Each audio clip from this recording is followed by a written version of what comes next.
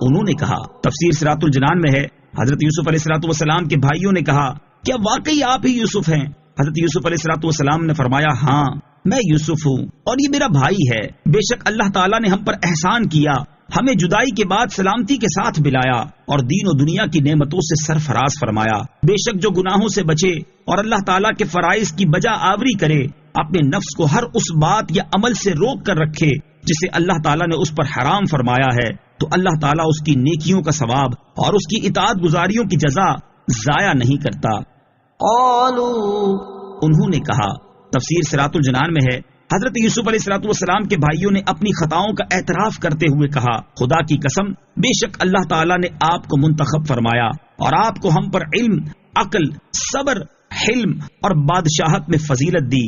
بے شک ہم خطا کار تھے اور اسی کا نتیجہ ہے کہ اللہ تعالیٰ نے آپ کو عزت دی، بادشاہ بنایا اور ہمیں مسکین بنا کر آپ علیہ الصلوۃ والسلام کے سامنے لایا۔ قال لا تثريب عليكم اليوم يغفر الله لكم وهو أرحم الراحمين۔ ترجمہ، فرمایا آج تم پر کوئی ملامت نہیں، اللہ تمہیں معاف کرے اور وہ سب مہربانوں سے بڑھ کر مہربان ہے۔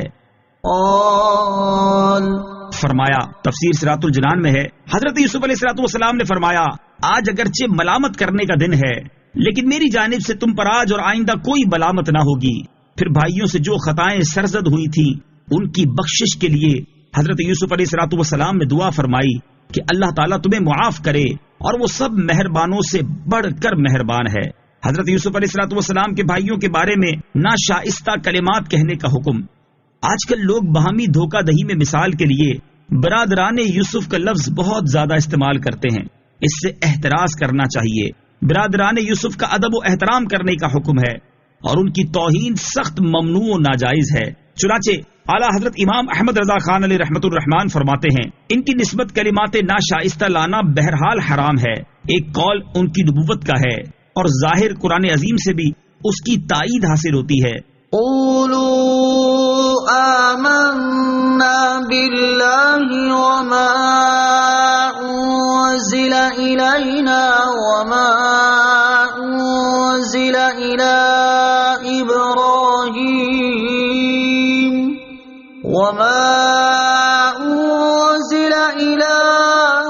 إبراهيم وإسماعيل وإسحاق ويعقوب والأسباط وما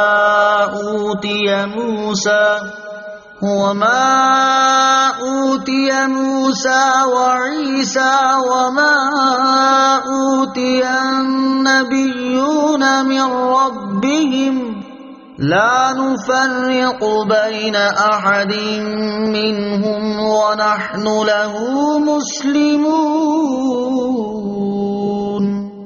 اللہ تبارک و تعالیٰ قرآن میں ارشاد فرماتا ہے، تم کہو ہم اللہ پر اور جو ہماری طرف نازل کیا گیا ہے اس پر ایمان لائے اور اس پر جو ابراہیم اور اسماعیل اور اسحاق اور یعقوب اور ان کی اولاد کی طرف نازل کیا گیا اور موسیٰ اور عیسیٰ کو دیا گیا اور جو باقی انبیاء کو ان کے رب کی طرف سے عطا کیا گیا، ہم ایمان لانے میں ان میں سے کسی کے درمیان فرق نہیں کرتے اور ہم اللہ کے حضور گردن رکھے ہوئے ہیں۔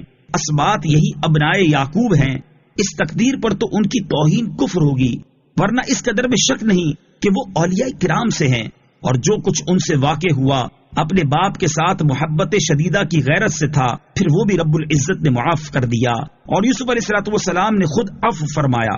قال لا تثريب عليكم اليوم يغفر الله لكم وهو أرحم الراحمين۔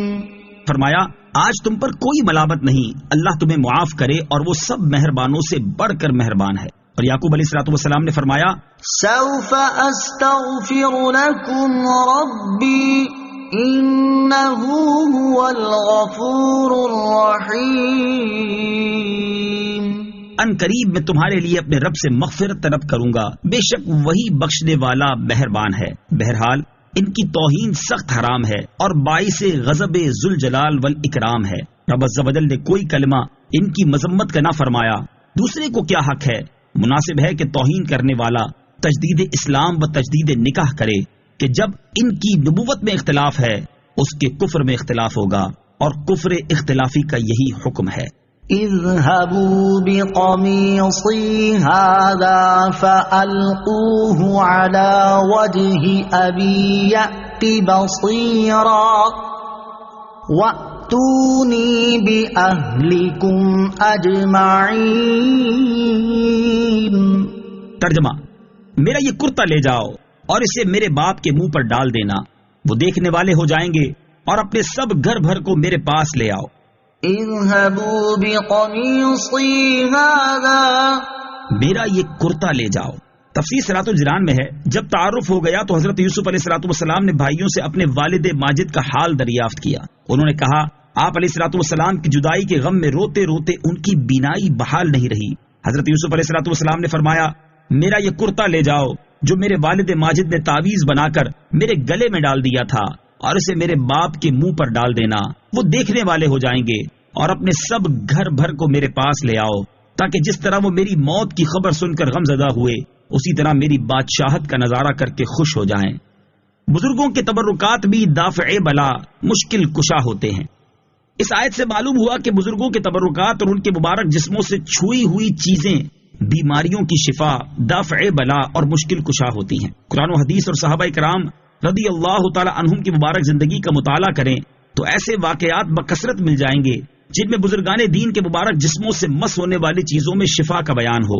سر دست دو واقعات یہاں ذکر کیے جاتے ہیں۔ نمبر 1، حضرت ام جندب رضی اللہ تعالی عنہا فرماتی ہیں میں نے حضور پر نور صلی اللہ تعالی علیہ وسلم کو دیکھا کہ آپ علیہ الصلوۃ والسلام نے قربانی کے دن بطن وادی کی جانب سے جمرہ عقبہ کی رمی فرمائی۔ جب آپ علیہ الصلوۃ والسلام رمی سے فارغ ہو کر واپس تشریف لائے تو خثعم قبیلے کی ایک خاتون گود میں بچہ اٹھائے ہوئے نبی پاک علیہ الصلوۃ والسلام کی بارگاہ میں حاضر ہوئیں اور عرض کیا یا رسول اللہ صلی اللہ تعالی علیہ وسلم، میرے گھرانے میں ایک ہی بچہ باقی رہ گیا ہے اور اس پر بھی کچھ اثر ہے جس کی وجہ سے یہ بولتا نہیں۔ یہ سن کر نبی پاک علیہ الصلوۃ والسلام نے ارشاد فرمایا تھوڑا سا پانی لاؤ۔ صحابہ کرام علیہ رضوان نے پانی پیش کر دیا۔ نبی پاک علیہ الصلوۃ والسلام نے اس پانی سے دونوں ہاتھوں کو دھویا، منہ میں پانی لے کر کلی کی اور اس عورت سے فرمایا یہ پانی اس بچے کو پلا دیا کرو اور کچھ اس کے اوپر چھڑک دیا کرو اور اللہ تعالیٰ سے اس کے لیے شفا طلب کرو۔ حضرت ام جندب رضی اللہ تعالی عنہا فرماتی ہیں میں نے اس عورت سے ملاقات کی اور اس سے کہا تھوڑا سا پانی مجھے بھی دے دو۔ اس عورت نے جواب دیا یہ پانی بچے کے صحت کے لیے ہے، اس لیے میں نہیں دے سکتی۔ حضرت ام جندب رضی اللہ تعالی عنہا فرماتی ہیں دوسرے سال جب اس عورت سے میری ملاقات ہوئی تو میں نے اس سے بچے کا حال پوچھا، اس نے جواب دیا وہ بچہ بہت تندرست، ذہین اور عقل مند ہو گیا ہے۔ سبحان اللہ۔ دوسرا واقعہ، حضرت ام المومنین حضرت ام سلمہ رضی اللہ تعالی عنہا کے پاس پیارے آقا علیہ الصلوۃ والسلام کے چند منہ مبارک تھے جنہیں آپ رضی اللہ تعالی عنہا نے چاندی کی ایک ڈبیا میں رکھا ہوا تھا۔ لوگ جب بیمار ہوتے تو وہ ان گیسوؤں سے برکت حاصل کرتے اور ان کی برکت سے شفا طلب کرتے۔ تاجدار رسالت صلی اللہ تعالی علیہ وآلہ وسلم کے گیسوؤں کو پانی کے پیالے میں رکھ کر وہ پانی پی جاتے تو انہیں شفا مل جایا کرتی۔ وَلَمَّا فَصَلَتِ الْعِيرُ قَالَ أَبُوهُمْ إِنِّي لَأَجِدُ رِيحَ يُوسُفَ لَوْلَا أَن تُفَنِّدُونِ قَالُوا تَاللَّهِ إِنَّكَ لَفِي ضَلَالِكَ الْقَدِيمِ۔ ترجمہ، اور جب قافلہ وہاں سے جدا ہوا تو ان کے باپ نے فرما دیا بے شک میں یوسف کی خوشبو پا رہا ہوں، اگر تم مجھے کم سمجھ نہ کہو۔ بیٹوں نے کہا اللہ کی قسم آپ اپنی اسی پرانی محبت میں گم ہیں۔ وَلَمَّا فَصَلَتِ الْعِيرُ، اور جب قافلہ وہاں سے جدا ہوا، تفسیر صراط الجنان میں ہے یعنی جب قافلہ مصر کی سرزمین سے نکلا اور کنعان کی طرف روانہ ہوا تو حضرت یعقوب علیہ الصلوۃ والسلام نے اپنے بیٹوں اور پوتوں یا پوتوں اور پاس والوں سے فرما دیا بے شک میں یوسف علیہ الصلوۃ والسلام کی قمیص سے جنت کی خوشبو پا رہا ہوں، اگر تم مجھے کم سمجھ نہ کہو تو تم ضرور میری بات کی تصدیق کرو گے۔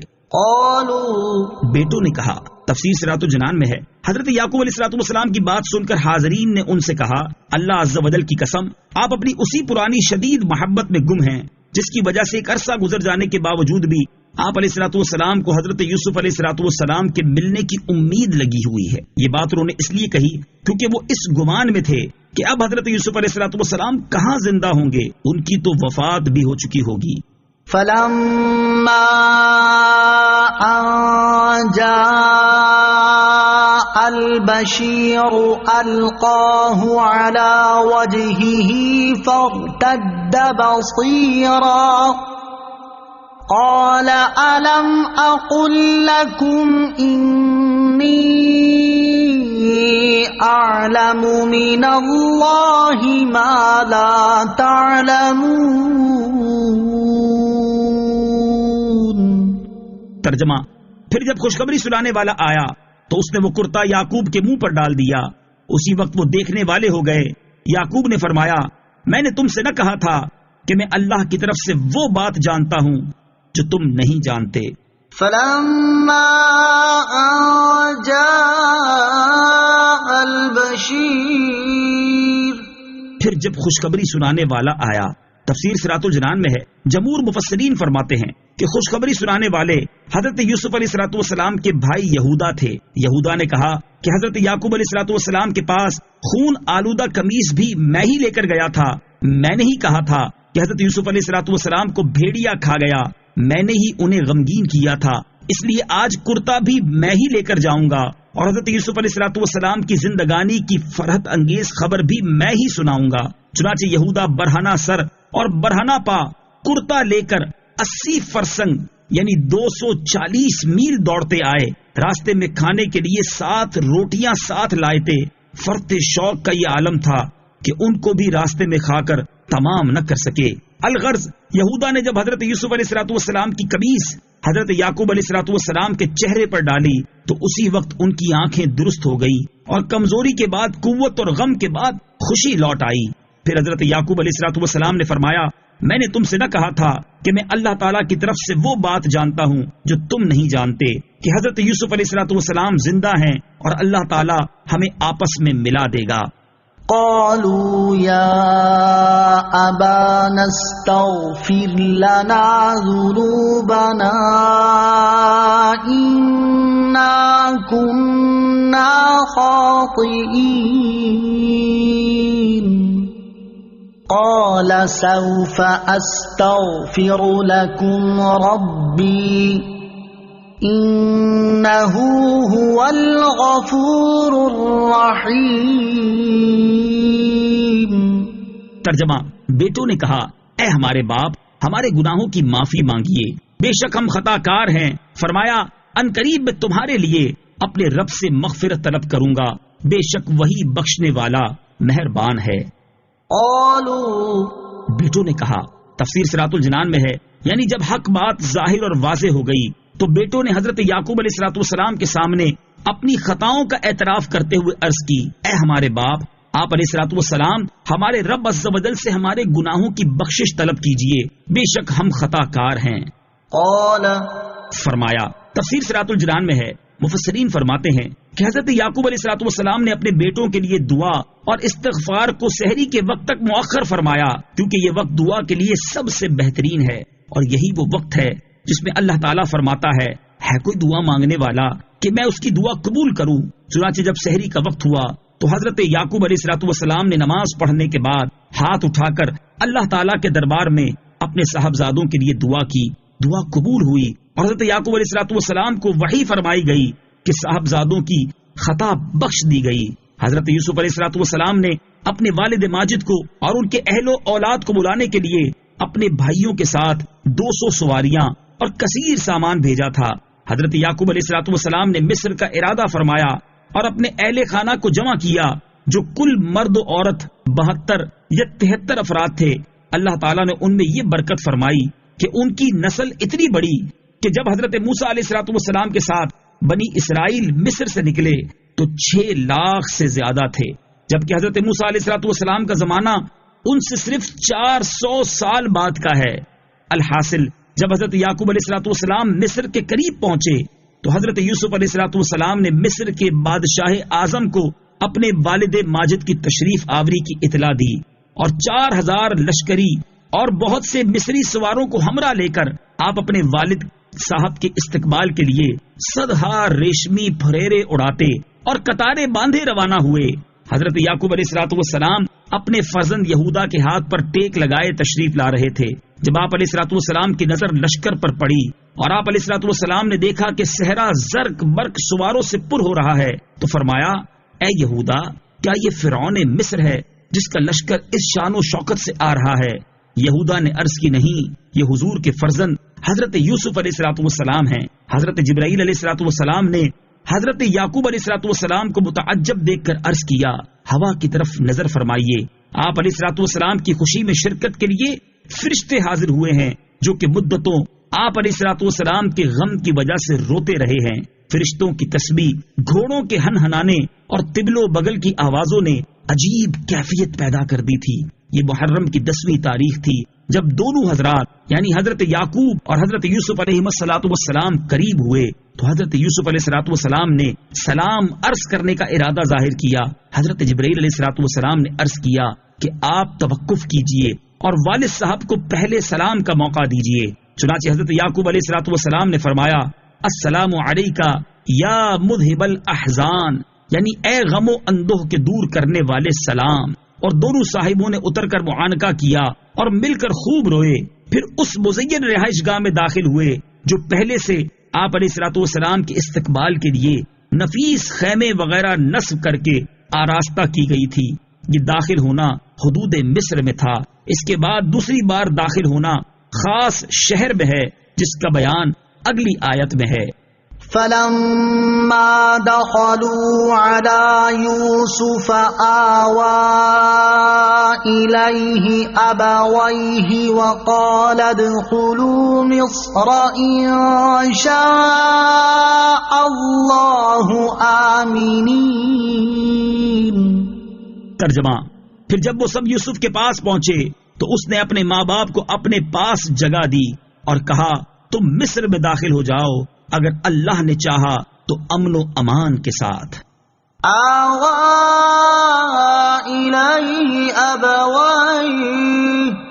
اس نے اپنے ماں باپ کو اپنے پاس جگہ دی۔ تفسیر صراط الجنان میں ہے ماں سے مراد خالہ ہے، اور اس کے علاوہ بھی مفسرین کے اس بارے میں کئی اقوال ہیں۔ ادخلوا مصر، تم مصر میں داخل ہو جاؤ۔ تفسیر صراط الجنان میں ہے یہاں داخل ہونے سے خاص شہر میں داخل ہونا مراد ہے، یعنی شہر مصر میں داخل ہو جاؤ۔ اگر اللہ تعالیٰ نے چاہا تو ہر ناپسندیدہ چیز سے امن و امان کے ساتھ داخل ہو جاؤ گے۔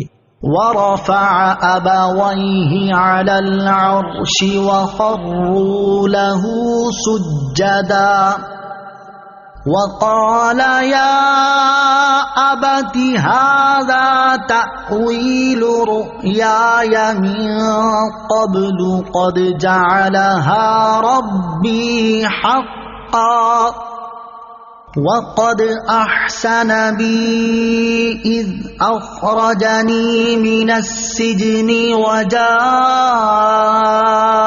بكم من البدو من بعد أن نزغ الشيطان بيني وبين إخوتي إن ربي لطيف لما يشاء إنه هو العليم الحكيم۔ ترجمہ، اور اس نے اپنے ماں باپ کو تخت پر بٹھایا اور سب اس کے لیے سجدے میں گر گئے، اور یوسف نے کہا، اے میرے باپ، یہ میرے پہلے خواب کی تعبیر ہے، بے شک اسے میرے رب نے سچا کر دیا، اور بے شک اس نے مجھ پر احسان کیا کہ مجھے قید سے نکالا اور آپ سب کو گاؤں سے لے آیا، اس کے بعد کہ شیطان نے مجھ میں اور میرے بھائیوں میں ناچاکی کروا دی تھی۔ بے شک میرا رب جس بات کو چاہے آسان کر دے، بے شک وہی علم والا حکمت والا ہے۔ ورفع أبويه على العرش، اور اس نے اپنے ماں باپ کو تخت پر بٹھایا۔ تفسیر صراط الجنان میں ہے جب حضرت یوسف علیہ السلام اپنے والدین اور بھائیوں کے ساتھ مصر میں داخل ہوئے اور دربار شاہی میں اپنے تخت پر جلوہ افروز ہوئے تو آپ علیہ السلام نے اپنے والدین کو بھی اپنے ساتھ تخت پر بٹھا لیا۔ اس کے بعد والدین اور سب بھائیوں نے حضرت یوسف علیہ السلام کو سجدہ کیا۔ یہ سجدہ تعظیم اور عاجزی کے اظہار کے طور تھا اور ان کی شریعت میں جائز تھا جیسے ہماری شریعت میں کسی عظمت والے کی تعظیم کے لیے کھڑا ہونا، مصافحہ کرنا اور دست بوسی کرنا جائز ہے۔ یاد رہے کہ سجدہ عبادت اللہ تعالیٰ کے سوا اور کسی کے لیے کبھی جائز نہیں ہوا اور نہ ہو سکتا ہے، کیونکہ یہ شرک ہے، اور سجدہ تعظیمی بھی ہماری شریعت میں جائز نہیں۔ سجدہ تعظیمی کی حرمت سے متعلق تفصیلی معلومات کے لیے فتاوی رضویہ کی 22ویں جلد میں موجود اعلیٰ حضرت امام اہل سنت کا رسالہ الزبدۃ الزکیہ فی تحریم سجود التحیہ، یعنی غیر اللہ کے لیے سجدہ تعظیم حرام ہونے کا بیان، اس کا مطالعہ کیجیے۔ وقال، اور یوسف نے کہا، تفسیر صراط الجنان میں ہے، حضرت یوسف علیہ الصلوۃ والسلام نے جب انہیں سجدہ کرتے دیکھا تو فرمایا، اے میرے باپ، یہ میرے اس خواب کی تعبیر ہے جو میں نے بچپن کی حالت میں دیکھا تھا۔ بے شک وہ خواب میرے رب عز و جل نے بیداری کی حالت میں سچا کر دیا، اور بے شک اس نے قید سے نکال کر مجھ پر احسان کیا۔ اس موقع پر حضرت یوسف علیہ الصلوۃ والسلام نے کنویں کا ذکر نہ کیا تاکہ بھائیوں کو شرمندگی نہ ہو۔ مزید فرمایا کہ شیطان نے مجھ میں اور میرے بھائیوں میں حسد کی وجہ سے ناچاکی کروا دی تھی، تو اس کے بعد میرا رب عز و جل آپ سب کو گاؤں سے لے آیا۔ بے شک میرا رب عز و جل جس بات کو چاہے آسان کر دے، بے شک وہی اپنے تمام بندوں کی ضروریات کو جاننے والا اور اپنے ہر کام میں حکمت والا ہے۔ حضرت یعقوب علیہ الصلوۃ والسلام کی وفات۔ تاریخ بیان کرنے والے علماء فرماتے ہیں کہ حضرت یعقوب علیہ الصلوۃ والسلام اپنے فرزند حضرت یوسف علیہ الصلوۃ والسلام کے پاس مصر میں 24 سال بہترین عیش و آرام میں اور خوشحالی کے ساتھ رہے۔ جب وفات کا وقت قریب آیا تو آپ نے حضرت یوسف علیہ الصلوۃ والسلام کو وصیت کی کہ آپ کا جنازہ ملک کے شام میں لے جا کر ارض مقدسہ میں آپ کے والد حضرت اسحاق علیہ الصلوۃ والسلام کی قبر شریف کے پاس دفن کیا جائے۔ اس وصیت کی تعمیل کی گئی اور وفات کے بعد ساج کی لکڑی کے تابوت میں آپ علیہ الصلوۃ والسلام کا جسد اطہر شام لایا گیا۔ اسی وقت آپ علیہ الصلوۃ والسلام کے بھائی عیس کی وفات ہوئی۔ آپ دونوں بھائیوں کی ولادت بھی ساتھ ہوئی تھی اور دفن بھی ایک ہی قبر میں کیے گئے، اور دونوں صاحبوں کی عمر 147 یا 145 سال تھی۔ جب حضرت یوسف علیہ الصلوۃ والسلام اپنے والد اور چچا کو دفن کر کے مصر کی طرف روانہ ہوئے تو آپ علیہ الصلوۃ والسلام نے یہ دعا کی جو اگلی آیت میں مذکور ہے، رب قد آتيتني من الملك وعلمتني من تأويل الأحاديث فاطر السماوات والأرض أنت ولي في الدنيا والآخرة توفني مسلما وألحقني بالصالحين۔ ترجمہ، اے میرے رب، بے شک تو نے مجھے ایک سلطنت دی اور مجھے خوابوں کی تعبیر نکالنا سکھا دیا۔ اے آسمانوں اور زمین کے بنانے والے، تو دنیا اور آخرت میں میرا مددگار ہے۔ مجھے اسلام کی حالت میں موت عطا فرما اور مجھے اپنے قرب کے لائق بندوں کے ساتھ شامل فرما۔ ربی، اے میرے رب۔ اس آیت میں حضرت یوسف علیہ الصلوۃ والسلام نے جو اسلام کی حالت میں موت عطا ہونے کی دعا مانگی، ان کی یہ دعا دراصل امت کی تعلیم کے لیے ہے کہ وہ حسن خاتمہ کی دعا مانگتے رہیں۔ حضرت یوسف علیہ الصلوۃ والسلام کی وفات اور تدفین۔ حضرت یوسف علیہ الصلوۃ والسلام اپنے والد ماجد کے بعد 23 سال زندہ رہے۔ اس کے بعد آپ علیہ الصلوۃ والسلام کی وفات ہوئی۔ آپ علیہ الصلوۃ والسلام کے مقام دفن کے بارے میں اہل مصر کے اندر سخت اختلاف واقع ہوا۔ ہر محلہ والے حصول برکت کے لیے اپنے ہی محلے میں دفن کرنے پر مصر تھے۔ آخر یہ رائے طے پائی کہ آپ علیہ الصلوۃ والسلام کو دریائے نیل میں دفن کیا جائے تاکہ پانی آپ علیہ الصلوۃ والسلام کی قبر سے چھوتا ہوا گزرے اور اس کی برکت سے تمام اہل مصر فیضیاب ہوں۔ چنانچہ آپ علیہ الصلوۃ والسلام کو سنگ رخام یا سنگ مرمر کے صندوق میں دریائے نیل کے اندر دفن کیا گیا، اور آپ علیہ الصلوۃ والسلام وہیں رہے یہاں تک کہ 400 برس کے بعد حضرت موسیٰ علیہ الصلوۃ والسلام نے آپ علیہ الصلوۃ والسلام کا تابوت شریف نکالا اور آپ کو آپ کے آبائے کرام علیہ الصلوۃ والسلام کے پاس ملک کے شام میں دفن کیا۔ ذَلِكَ مِنْ أَنْبَاءِ الْغَيْبِ نُوحِيهِ إِلَيْكَ وما كنت لديهم إذ أجمعوا أمرهم وهم يمكرون۔ ترجمہ، یہ کچھ غیب کی خبریں ہیں جو ہم تمہاری طرف وحی کرتے ہیں، اور تم ان کے پاس نہ تھے جب انہوں نے پختہ ارادہ کر لیا تھا اور وہ سازش کر رہے تھے۔ ذلك من أنباء الغیب، یہ کچھ غیب کی خبریں ہیں۔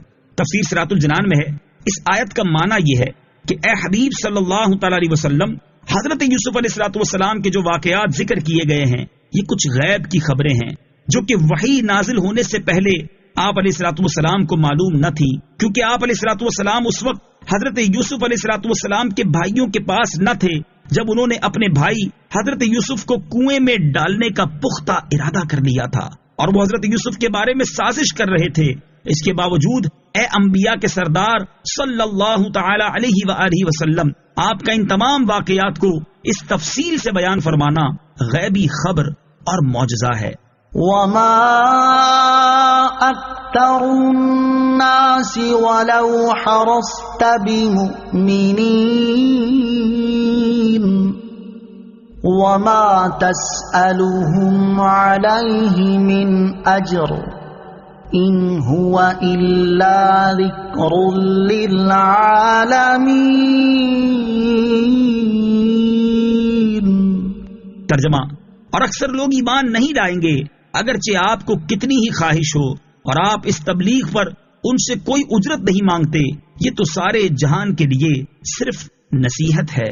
اکثر الناس،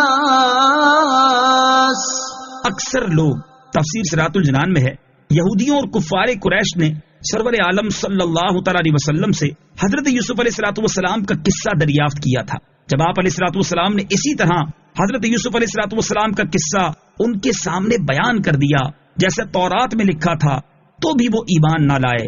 ان کے ایمان قبول نہ کرنے کی وجہ سے نبی پاک علیہ السلام کو بہت دکھ ہوا۔ اللہ تعالیٰ نے اپنے حبیب صلی اللہ تعالی علیہ وسلم کو تسلی دیتے ہوئے ارشاد فرمایا کہ اے حبیب صلی اللہ تعالی علیہ وآلہ وسلم، اکثر لوگ ایمان نہیں لائیں گے اگرچہ آپ کو ان کے ایمان کی کتنی ہی خواہش ہو۔ وَكَأَيٍّ مِّنْ آيَةٍ فِي السَّمَاوَاتِ وَالْأَرْضِ يَمُرُّونَ عَلَيْهَا وَهُمْ عَنْهَا مُعْرِضُونَ وَمَا يُؤْمِنُ أَكْثَرُهُم بِاللَّهِ إِلَّا وَهُم مُشْرِكُونَ۔ ترجمہ، اور آسمانوں اور زمین میں کتنی نشانیاں ہیں جن کے پاس سے گزر جاتے ہیں اور ان سے بے خبر رہتے ہیں، اور ان میں اکثر وہ ہیں جو اللہ پر یقین نہیں کرتے مگر شرک کرتے ہوئے۔ وَكَأَيٍّ مِّنْ آيَةٍ، اور کتنی نشانیاں ہیں۔ تفسیر صراط الجنان میں ہے، آسمانی نشانیوں سے مراد اللہ عز و جل اور اس کی قوت و قدرت پر دلالت کرنے والی نشانیاں، یعنی آسمان کا وجود، سورج، چاند اور ستارے ہیں، اور زمینی نشانیوں سے ہلاک شدہ امتوں کے آثار مراد ہیں۔ آیت کا معنی یہ ہے کہ اے حبیب صلی اللہ تعالی علیہ وسلم، ان لوگوں کے آپ علیہ السلام سے منہ موڑنے پر آپ تعجب نہ کریں، کیونکہ ان لوگوں کا اللہ تعالیٰ کی وحدانیت اور قدرت پر دلالت کرنے والی نشانیوں کا مشاہدہ کرنے کے باوجود ان سے منہ پھیر لینا اور غور و فکر کر کے عبرت حاصل نہ کرنا زیادہ عجیب ہے۔ وَمَا يُؤْمِنُ أَكْثَرُهُم بِاللَّهِ، اور ان میں اکثر وہ ہیں جو اللہ پر یقین نہیں کرتے۔ تفسیر صراط الجنان میں ہے، جمہور مفسرین کے نزدیک یہ آیت مشرکین کے رد میں نازل ہوئی، کیونکہ وہ اللہ تعالیٰ کے خالق اور رازق ہونے کا اقرار کرنے کے باوجود بت پرستی کر کے غیروں کو عبادت میں اللہ تعالیٰ کا شریک کرتے تھے۔ أَفَأَمِنُوا أَن تَأْتِيَهُمْ غَاشِيَةٌ مِّنْ عَذَابِ اللَّهِ أَوْ تَأْتِيَهُمُ السَّاعَةُ بَغْتَةً وَهُمْ لَا يَشْعُرُونَ۔ ترجمہ، کیا وہ اس بات سے بے خوف ہیں کہ ان پر اللہ کے عذاب سے چھا جانے والی مصیبت آ جائے، یا ان پر اچانک قیامت آ جائے اور انہیں خبر بھی نہ ہو؟ أفأمنوا کیا وہ اس بات سے بے خوف ہیں؟ تفسیر صراط الجنان میں ہے، یعنی جو لوگ اللہ تعالیٰ کی وحدانیت کا اقرار نہیں کرتے اور غیر اللہ کی عبادت کرنے میں مصروف ہیں، کیا انہیں اس بات کا کوئی خوف نہیں کہ اللہ تعالیٰ کے ساتھ شرک کرنے کی وجہ سے ان پر اللہ تعالیٰ کا ایسا عذاب نازل ہو جائے جو مکمل طور پر انہیں اپنی گرفت میں لے لے، یا اسی شرک اور کفر کی حالت میں اچانک ان پر قیامت آ جائے اور اللہ تعالیٰ دائمی عذاب کے لیے انہیں دوزخ میں ڈال دے؟ قل هذه سبيلي أدعو إلى الله على بصيرة أنا ومن اتبعني وسبحان الله وما أنا من المشركين۔ ترجمہ، تم فرماؤ یہ میرا راستہ ہے، میں اللہ کی طرف بلاتا ہوں، میں اور میری پیروی کرنے والے کامل بصیرت پر ہیں، اور اللہ ہر عیب سے پاک ہے اور میں شرک کرنے والا نہیں ہوں۔ قل تم فرماؤ، یعنی اے حبیب صلی اللہ تعالی علیہ وسلم، آپ ان مشرکین سے فرما دیں کہ اللہ تعالیٰ کی وحدانیت اور دین اسلام کی دعوت دینا یہ میرا راستہ ہے، میں اللہ عز و جل کی توحید اور اس پر ایمان لانے کی طرف بلاتا ہوں، میں اور میری پیروی کرنے والے کامل یقین اور معرفت پر ہیں۔ صحابہ کرام علیہم رضوان کی فضیلت۔ حضرت عبداللہ ابن عباس رضی اللہ تعالی عنہما فرماتے ہیں کہ سرکار دو عالم صلی اللہ تعالی علیہ وسلم اور ان کے صحابہ کرام رضی اللہ تعالی عنہم احسن راستے اور افضل ہدایت پر ہیں، یہ علم کے معدن، ایمان کے خزانے اور رحمان کے لشکر ہیں۔ حضرت عبداللہ ابن مسعود رضی اللہ تعالی عنہ فرماتے ہیں طریقہ اختیار کرنے والوں کو چاہیے کہ وہ گزرے ہوئوں کا طریقہ اختیار کریں۔ گزرے ہوئے نبی پاک علیہ الصلوۃ والسلام کے صحابہ کرام رضی اللہ تعالی عنہم ہیں، ان کے دل امت میں سب سے زیادہ پاک، علم میں سب سے گہرے، تکلف میں سب سے کم ہیں۔ وہ ایسے حضرات ہیں جنہیں اللہ تعالیٰ نے اپنے حبیب علیہ الصلوۃ والسلام کی صحبت اور ان کے دین کی اشاعت کے لیے چن لیا۔ وما أرسلنا من قبلك إلا رجالا نوحي إليهم من أهل القرى أفلم يسيروا في الأرض فينظروا كيف كان عاقبة الذين من قبلهم وَلَدَارُ الْآخِرَةِ خَيْرٌ لِّلَّذِينَ اتَّقَوْا أَفَلَا تَعْقِلُونَ۔ ترجمہ، اور ہم نے تم سے پہلے جتنے رسول بھیجے وہ سب شہروں کے رہنے والے مرد ہی تھے جن کی طرف ہم وحی بھیجتے تھے، تو کیا یہ لوگ زمین پر نہیں چلے تاکہ دیکھ لیتے کہ ان سے پہلوں کا کیا انجام ہوا، اور بے شک آخرت کا گھر پرہیزگاروں کے لیے بہتر ہے، تو کیا تم سمجھتے نہیں؟ وَمَا أَرْسَلْنَا مِن قَبْلِكَ إِلَّا رِجَالًا، اور ہم نے تم سے پہلے جتنے رسول بھیجے سب مرد ہی تھے۔ تفسیر صراط الجنان میں ہے، اس آیت کا خلاصہ یہ ہے کہ اہل مکہ نے کہا تھا کہ اللہ تعالیٰ نے فرشتوں کو نبی کیوں نہ بنا کر بھیجا۔ اس آیت میں انہیں جواب دیا گیا کہ وہ رسول کریم علیہ الصلوۃ والسلام کے انسان ہونے پر حیران کیوں ہے، حالانکہ ان سے پہلے جتنے بھی اللہ تعالیٰ کے رسول تشریف لائے سب ان کی طرح انسان اور مرد ہی تھے، کسی فرشتے، جن، عورت اور دیہات میں رہنے والے کو نبوت کا منصب نہیں دیا گیا۔ کیا یہ جھٹلانے والے مشرکین زمین پر نہیں چلے تاکہ وہ دیکھ لیتے کہ ان سے پہلے جن لوگوں نے اللہ تعالیٰ کے رسولوں کو جھٹلایا تھا انہیں کس طرح ہلاک کر دیا گیا، اور بے شک آخرت کا گھر یعنی جنت پرہیزگاروں کے لیے دنیا سے بہتر ہے۔ کیا تم غور و فکر نہیں کرتے اور عبرت حاصل نہیں کرتے تاکہ ایمان قبول کر سکو؟ حتى إذا استيأس الرسل وظنوا أنهم قد كذبوا جاءهم نصرنا فنجي من نشاء ولا يرد بأسنا عن القوم المجرمين۔ ترجمہ، یہاں تک کہ جب رسولوں کو ظاہری اسباب کی امید نہ رہی اور لوگ سمجھے کہ ان سے جھوٹ کہا گیا ہے تو اس وقت ہماری مدد آ گئی تو جسے ہم نے چاہا اسے بچا لیا گیا اور ہمارا عذاب مجرموں سے پھیرا نہیں جاتا. حتى إذا استيأس الرسل یہاں تک کہ جب رسولوں کو ظاہری اسباب کی امید نہ رہی.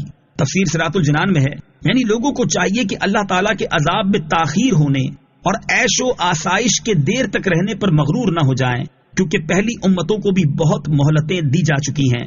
یہاں تک کہ جب ان کے عذابوں میں بہت تاخیر ہوئی اور ظاہری اسباب کے اعتبار سے رسولوں کو اپنی قوموں پر دنیا میں ظاہری عذاب آنے کی امید نہ رہی تو قوموں نے گمان کیا کہ رسولوں نے انہیں جو عذاب کے وعدے دیے تھے وہ پورے ہونے والے نہیں. تو اس وقت اچانک انبیاء کرام علیہ الصلوۃ والسلام اور ان پر ایمان لانے والوں کے لیے ہماری مدد آ گئی اور ہم نے اپنے بندوں میں سے اطاعت کرنے والے ایمانداروں کو بچا لیا اور مجرمین اس عذاب میں مبتلا ہو گئے. لقد كان في قصصهم عبرة لأولي الألباب ما كان حديثا يفترى ولكن تصديق الذي بين يديه وتفصيل كل شيء وهدى ورحمة لقوم يؤمنون. ترجمہ: بے شک ان رسولوں کی خبروں میں عقل مندوں کے لیے عبرت ہے. یہ قرآن کوئی ایسی بات نہیں جو خود بنا لی جائے، لیکن یہ قرآن ان کتابوں کی تصدیق کرنے والا ہے جو اس سے پہلے تھیں، اور یہ ہر چیز کا مفصل بیان اور مسلمانوں کے لیے ہدایت اور رحمت ہے. لقد كان في قصصهم بے شک ان رسولوں کی خبروں میں، تفسیر صراط الجنان میں ہے یعنی بے شک انبیاء کرام علیہ الصلوۃ والسلام کی اور ان کی قوموں کی خبروں میں عقل مندوں کے لیے عبرت ہے. جیسے حضرت یوسف علیہ الصلوۃ والسلام کے واقعے سے بڑے بڑے نتائج نکلتے ہیں اور معلوم ہوتا ہے کہ صبر کا نتیجہ سلامت و کرامت ہے اور ایذا رسانی و بدخواہی کا انجام ندامت ہے، اور اللہ تعالیٰ پر بھروسہ رکھنے والا کامیاب ہوتا ہے. بندے کو سختیوں کے پیش آنے سے مایوس نہ ہونا چاہیے. رحمت الہی دستگیری کرے تو کسی کی بدخواہی کچھ نہیں کر سکتی. اس کے بعد قرآن پاک کے بارے میں ارشاد ہوتا ہے کہ یہ قرآن کوئی ایسی بات نہیں کہ جسے کسی انسان نے اپنی طرف سے بنا لیا ہو، کیونکہ اس کا عاجز کر دینے والا ہونا اس کے اللہ تعالیٰ کی طرف سے ہونے کو قطعی طور پر ثابت کرتا ہے. البتہ یہ قرآن اللہ تعالیٰ کی کتابوں توریت اور انجیل کی تصدیق کرنے والا ہے، اور قرآن میں حلال، حرام، حدود، تعزیرات، واقعات، نصیحتوں اور مثالوں وغیرہ ہر چیز کا مفصل بیان ہے اور مسلمانوں کے لیے ہدایت اور رحمت ہے، کیونکہ وہی اس سے نفع حاصل کرتے ہیں. آمنت باللہ صدق اللہ العظیم.